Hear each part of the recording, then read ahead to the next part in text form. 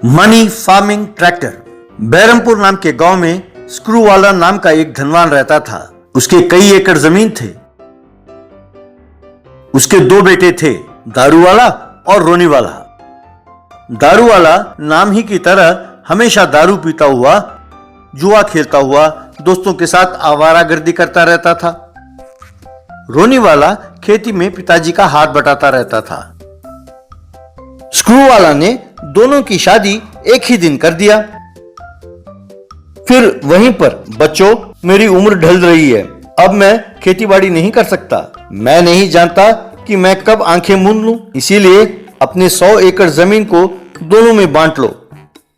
कुछ दिनों बाद स्क्रू वाला की मृत्यु हो गई। पिताजी के फोटो को बेटे और बहू ने प्रणाम किया। भाई, जैसे पिताजी ने कहा था, हम अपनी जमीन बांट लेते हैं। पूरब की ओर स्थित 50 एकड़ तुम रख लो, पश्चिम की ओर 50 एकड़ मैं ले लेता हूं, ठीक है? रोनी वाला को बड़े भाई पर विश्वास था और बहुत प्यार भी, इसीलिए वो तुरंत मान गया। बाद में रोनी वाला की पत्नी, ये आपने क्या किया? आप ही ने तो कहा था कि पूर्व की जो सारी जमीन है वो सूखे और बंजर है, उसे आपने क्यों लिया? आपके भाई आपको धोखा दे रहा है। मैं अपने भाई के बारे में सब जानता हूँ। वो जानबूझकर पश्चिम वाला जमीन ले रहा है। मुझे मेरे भाई से प्यार है, इसीलिए मान गया। ऊपर से बेचारा भाई मेहनत नहीं कर सकता, वहां आराम से वो फसल उगा लेगा। देखते हैं कि मेरे जमीन को कैसे उपजाऊ बनाएं। अगले दिन दारू वाला शराब पीते हुए खेत के पास खड़ा होकर एक व्यक्ति से, देखो राधे श्याम, इस खेत में तुम जो उगाना चाहो उगाओ, जैसे बेचना चाहो बेचो, तुम्हारी मर्जी। इसे मैं तुम्हें लीज में दे रहा हूँ। मुझे महीने के 50,000 रुपए देना काफी है, आगे तुम्हारी मर्जी, कहकर लड़खड़ाता हुआ चला गया। राधे श्याम पास ही खड़े अपने दोस्त से, इसे नशे में ये भी नहीं पता चल रहा है कि वो कर क्या रहा है। इतने बड़े जमीन के लिए महीने का सिर्फ 50,000 रुपए, पागल, अच्छा सौदा है, कहकर हंसने लगे। बेचारा रोनी वाला ट्रैक्टर से खेत को जोतने लगा। बाद में उसने बीज बोया, मोटर से पानी भी सींचा, पर बहुत दिनों के बाद भी एक भी बीज अंकुरित नहीं हुआ।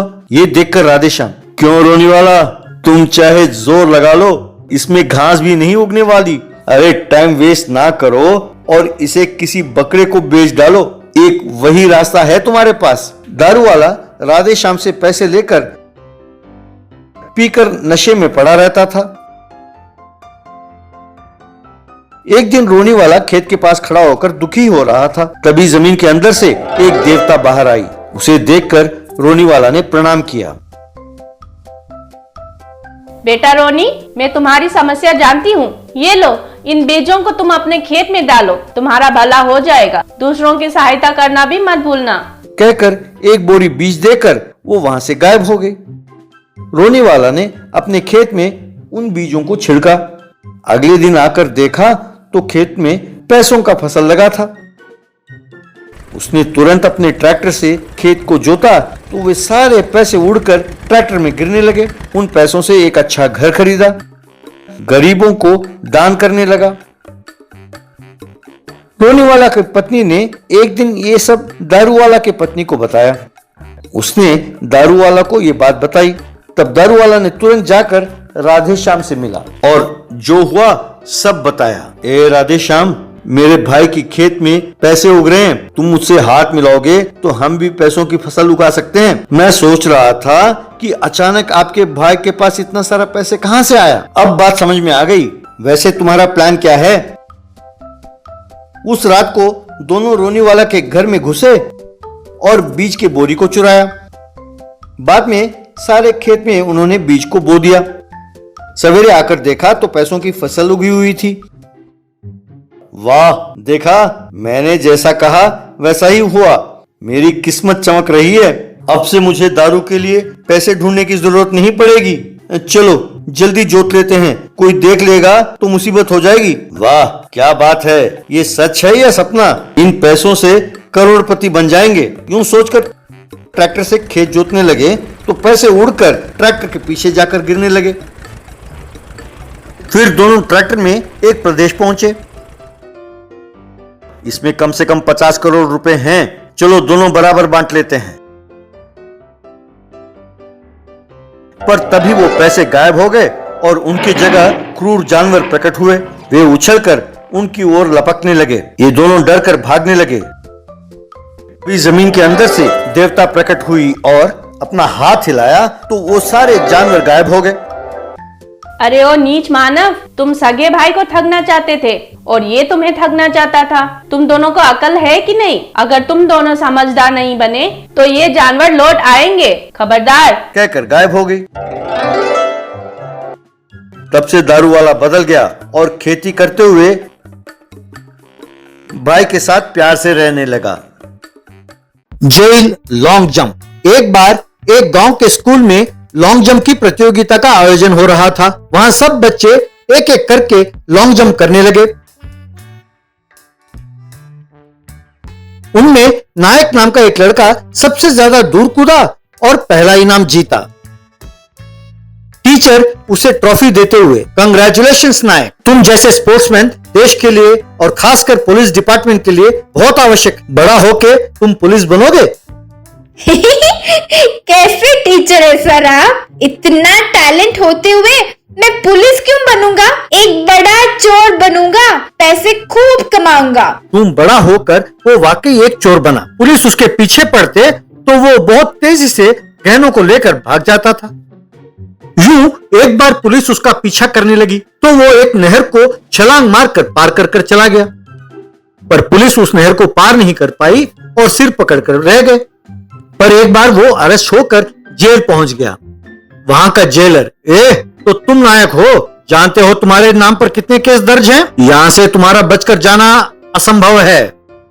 हेलो सर, अगर आप चाहते हैं कि मैं यहाँ रहूं तो मेरे लिए एसी कमरा, बिरयानी और दारू सबका इंतजाम करना चाहिए। इसमें कोई कमी हुई तो मेरा भाग जाना निश्चित है और आपका नौकरी से हाथ धोना भी निश्चित है। सर, तुम समझते हो कि तुम किसी स्टार होटल के कमरे में बैठे हो? मैंने तुम्हारे बारे में सब कुछ जान लिया है। मैं जान गया हूँ कि तुम्हारा बल तो है पर बुद्धि नहीं। चलो चलो अंदर। बड़ा आया डिमांड करने वाला, कहकर उसे अंदर धकेला। अंदर नायक, ये क्या कमरा है, ना बेकार है। अरे ऐसा रहा तो यहाँ कैदियों को आने का दिल कैसे करेगा? किसी तरह यहाँ से भागना होगा, इनकी नौकरी छुड़ाना होगा। यूं उसने एक स्पून चुराया और अपने कमरे के फर्श को कुरेदने लगा। यूं कुछ महीने बाद यूं कुरेदने पर वो फर्श टूटकर नीचे गिरा। वो उस छेद में से नीचे कूदा। नीचे वाले कैदी के कमरे में वो गिरा। वहां उसे देखकर सब कैदी हैरान हो गए तो ये भी उन्हें देखकर हैरान हुआ। वहीं जेल के बाहर जेलर, क्यों रे, भागने की कोशिश कर रहे थे मुन्ना? इतना भी नहीं जानते कि तीसरी मंजिल को कुरेदने पर दूसरी मंजिल में गिरोगे? अरे अकल के अंधे, स्टूपिड फेलो, नालायक, मूर्ख, हमारे कार्यक्रम को पूरा करके तुम्हें दूसरे कमरे में शिफ्ट कर देते हैं।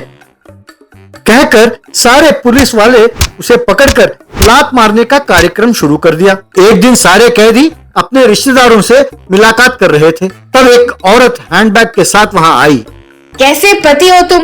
अक्ल तो है ही नहीं, इसीलिए तुम्हें यहाँ से भगाने के लिए मुझे मैदान में उतरना पड़ा। ये लो, इस बैग में साड़ी और ब्लाउज है, इन्हें पहनकर मेरे प्लान के मुताबिक भागो। कहकर सारा प्लान समझाया। बाद में औरत के बेश में उसके प्लान के मुताबिक जेल से बाहर निकला। गेट के बाहर चलते हुए वहां उसे पुलिस को देखकर, अरे बाप रे, मेरा हैंडबैग कहाँ है? वहीं रखकर भूल गया शायद। अगर वो हाथ में ना हो तो इन्हें शक हो जाएगा, कहकर वो वापस लौटा। वहां बैग उठा रहा था कि वहीं खड़ा जेलर, तुम कौन हो? मुलाकात का वक्त तो पूरा हो गया और सब चले भी गए, फिर भी तुम यही हो, कहकर चेहरे को गौर से देखा। देखकर अरे नायक तुम हो। अरे औरत के देश में भागना चाहते थे, हैंडबैग के लिए लौटकर अपनी मूर्खता का प्रदर्शन करके पकड़े गए। यूं फिर सारे पुलिस वालों ने मिलकर उसे खूब मारा। एक बार 15 अगस्त के संदर्भ में लॉन्ग जंप की प्रतियोगिता के लिए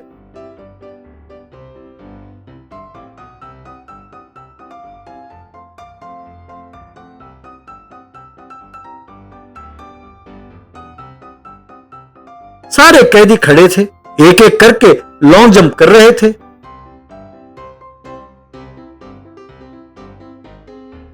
नायक की बारी आई तो दौड़कर गया और जेल के दीवार को फांदा। दीवार पर खड़े होकर, अरे ओ जेलर, तुम कह रहे थे ना कि मैं भाग नहीं सकता। अब देखो अकल के अंधे, कोई भी अकल वाला कैदियों के लिए लॉन्ग जंप की प्रतियोगिता का आयोजन करेगा? स्टूपिड फेलो कहकर चिल्लाया। ये सुनकर जेलर और बाकी पुलिस वाले दंग रह गए। वो दीवार के ऊपर से वहां से गुजर रहे एक लॉरी के ऊपर कूदा। वो बोरियों के बीच में जा गिरा। यूं वो लॉरी आकर जेल के बाहर रुकी। वो लॉरी के नीचे कूदा और बिना इधर उधर देखे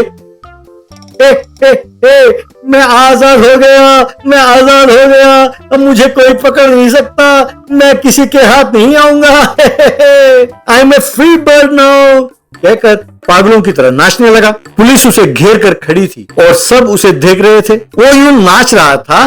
अरे बस यार, अब बहुत हो गया, बंद करो। अरे डांस बेबी डांस में भी कोई इतना बढ़िया डांस नहीं करता। उसने आंखें खोलकर देखा, अपने आप को पुलिस से घिरा पाया। वो हैरान हो गया। आई एम वेरी सॉरी भाई, हमें फिर से तुम्हारी खातिरदारी करनी पड़ेगी। अब वेलकम बैक टू हेल। बेचारे, तुम जानते नहीं थे ना कि ये जेल को चावल सप्लाई करने वाली लॉरी है। अगली बार भागना हो तो जरा दिमाग का प्रयोग करो। कॉन्स्टेबल्स, देख क्या रहे हो, खातिर करो।